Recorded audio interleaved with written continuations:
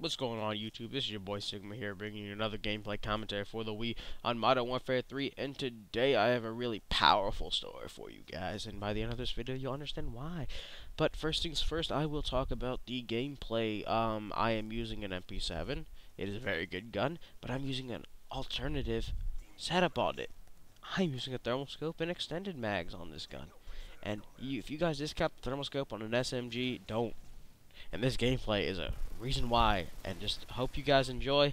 I'm going to talk about the story for the remainder of the gameplay, and at the end, I got a little special treat for you. So until then, guys, sit down, buckle up, and let's have some story time. So, this past weekend, there was a phenomenon that happened in my neck of the woods on the East Coast called the Derecho, and basically what this is a freak phenomenon that can only happen, what the weatherman said can only happen every decade. So that's 10 years before another one will happen. So the next one that could possibly happen will be in 2022, I guess.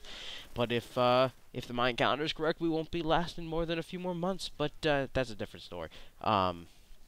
Anyways, this phenomenon happened this past weekend, and it was just amazing. Basically, what an El Derecho is, according to the weatherman, that's my research. I'm sticking to it. According to the weatherman, an El Derecho is a phenomenon that can only happen once every decade or so, and what happens is it's basically a brief but very incredibly severe storm that can happen with gale force winds, with intense rain, and with intense lightning. And man, does that put that into perspective right there. That is exactly what this storm was.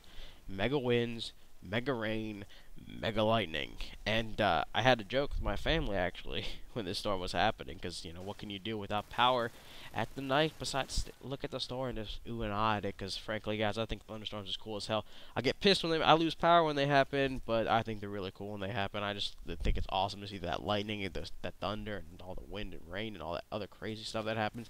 Granted, it's very dangerous, right? It's a very dangerous situation, but it's still cool to see a thunderstorm, in my opinion. My favorite ones are the ones that don't cause me to lose power, you know.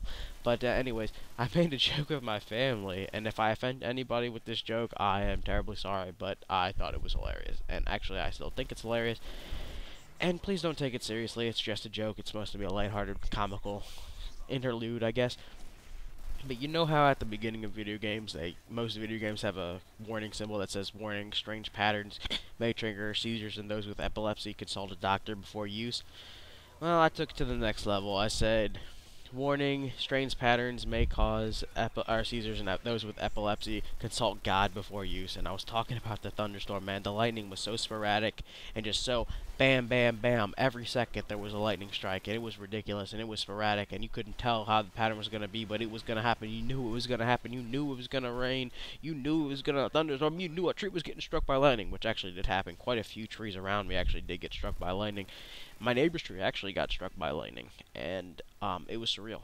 I looked at it. We were driving by it the other morning, and we look at it. It was split straight in half. The lightning bolt split it straight in half in the yard. You could see the fresh wood from where it splintered. It was ridiculous. I was like, damn.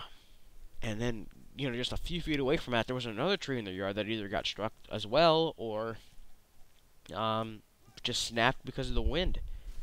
And I am so happy. I mean, well, I guess, yeah, happy is the right word, but I kind of feel bad for them because my neighbors are quite old, and, you know, it's going to be tough to get that stuff cleaned up, and hopefully, you know, we can get some, like a tree crew here to clean up all this mess around us, because, man, our yard is littered with trees. Let's keep it at that. Our yard, my yard, where I live, it has trees everywhere. We have at least a dozen. We have at least 4 that are feet from our house, like 3 feet, 4 feet from our house. If they fell, they could take out the whole entire house, and not a single one fell during this storm. A couple branches snapped here and there, but that was it. Nothing else fell down in our yard. You know, we have a pretty big yard, but around the house, nothing fell down at all. Do you know how relieved I was when I woke up and saw no trees down in our yard? I was so happy and glad, and I just think there's a greater power out there that really looks over people, honestly. You know, I respect religion. I respect what your beliefs are. I believe that there's some higher power out there. Do I believe that, you know, it is verbatim God? For the most part, yes. I think God exists. I think there's a higher power. I don't believe in, like, all the little nitty-gritty stuff, really. But I do believe there's a higher power out there. But that's enough about that. Let's get back to the story, man. I love this story. Was just amazing. Like the lightning was, like I said, the lightning was so sporadic. The winds were so powerful. I don't know any specific numbers, but I'm gonna say they were like 60-mile-per-hour winds or something. They were so powerful. They were causing the trees to bend over. They caused our fence around our house to bend over by the end of the storm.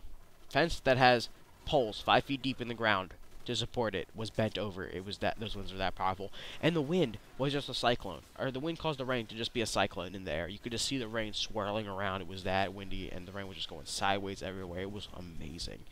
And that's just the natural part. Like the damage afterward, which was astounding, both physical damage and the mass panic that really happened around here afterwards. And yes, by mass panic I mean mass panic. Like there was hysteria. My parents went to McDonald's the day after the storm. There was at least 50 people in line. And if any of you have been to McDonald's, you know when there's 10 people in line, it's crowded. Imagine 50. There was a line going through the store, out the door, around the building, and the drive-thru was jam-packed. You could not get in the drive-thru line. It was that crowded. It was like a fucking parking lot. And that's all because so many people lost power, including myself. And there was very few places that had power, and this place had power, so people were flocking. They were getting their food, they were getting their coffee, because God knows you need your coffee and you need your electric coffee maker to make it. And without power, you can't make it. You're gonna have a caffeine overload without it, and you need a caffeine to live. You know what I'm saying? And that's just a microcosm of what was happening. There was like gas lines at gas stations, for miles. There would be just cars backed up trying to get gas, and I'm just like, at the end of the day, this is still a thunderstorm, and yet it's causing all this damage, caused lots of power lines to be closed down. There was one road that had a tree on top of a car. The car was completely crushed. There was power lines under it, and the whole road was blocked off because we couldn't get by. And it said, warning, road closed because power lines are down. And that's it, guys. Enjoy the little hack a symbol, hack a symbol. Peace out till next time, guys. Hacker, hacker, hacker, hacker.